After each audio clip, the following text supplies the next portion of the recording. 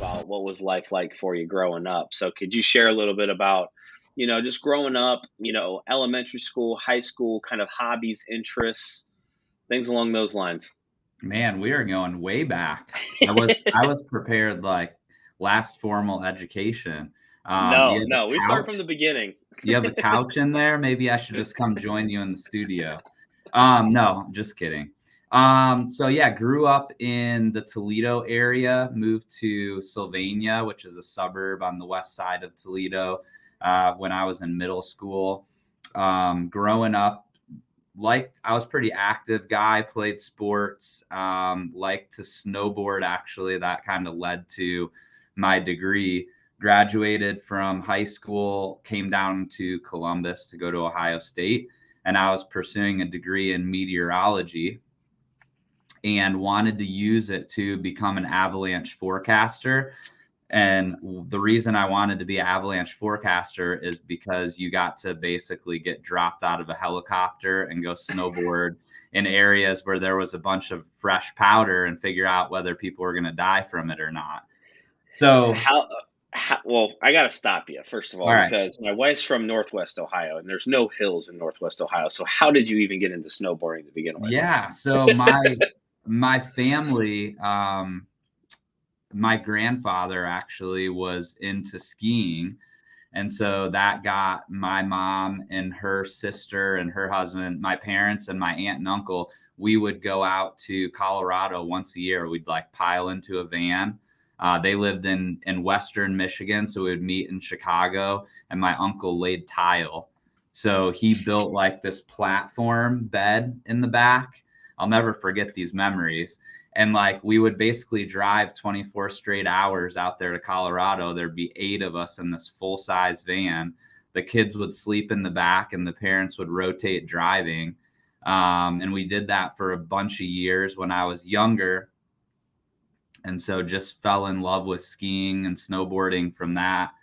And I liked weather too, but avalanche forecasting made it, even more exciting. I, So I mean, first that was, the bed platform in the back of the van. Like now it's trendy, right? Everyone wants to do that. yeah. So you guys are ahead of your time on that. But I don't know if I've ever met anyone that really wanted to go into that.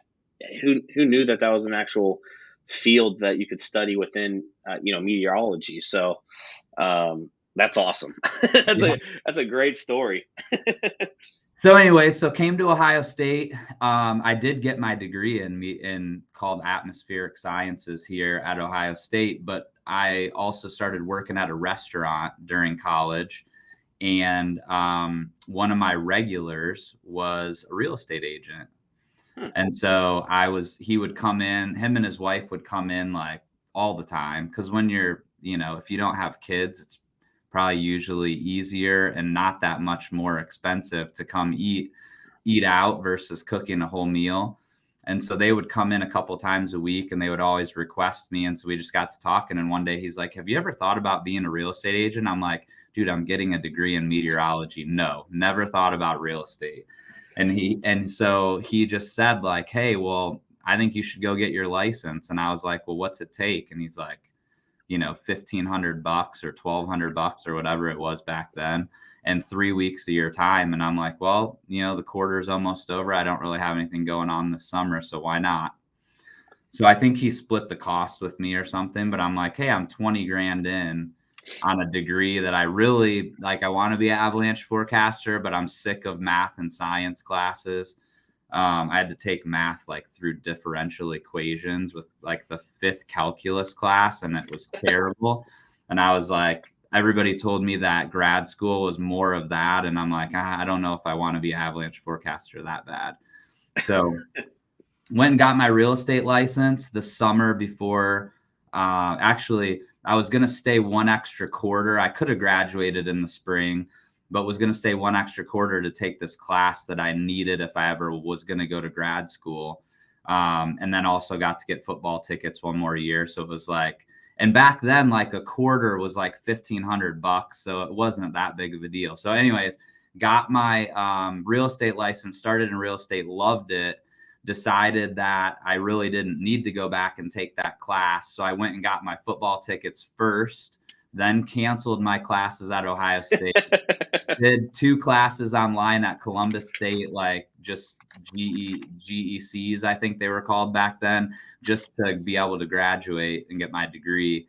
And that was really it, man. Never worked a day in my life as a college grad in anything other than real estate. That's so awesome. And just a quick, PSA for anyone, bartender, waiter, waitress, like real estate is right up your alley. So if you're looking for a career change, I always joke, but it's true. Like I think there's 6 or 7 agents, on our team that came from the food service industry. Like if you're good with people, this is a great business for you to get into, because we can teach you the rest, right? We can Yeah. teach you the real estate stuff.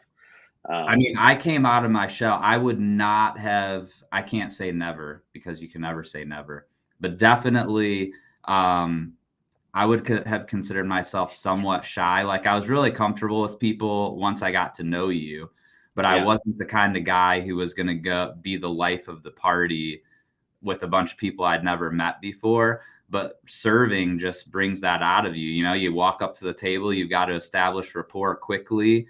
You've got to deal with issues as they arise, like all the things that real estate, I mean, it all happens within a 1 hour, experience.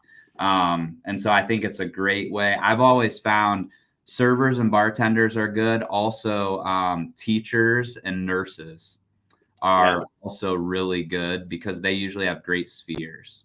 So Yeah. you're a teacher or nurse, you're tired of the healthcare industry post-COVID, real estate's for you. I guarantee it.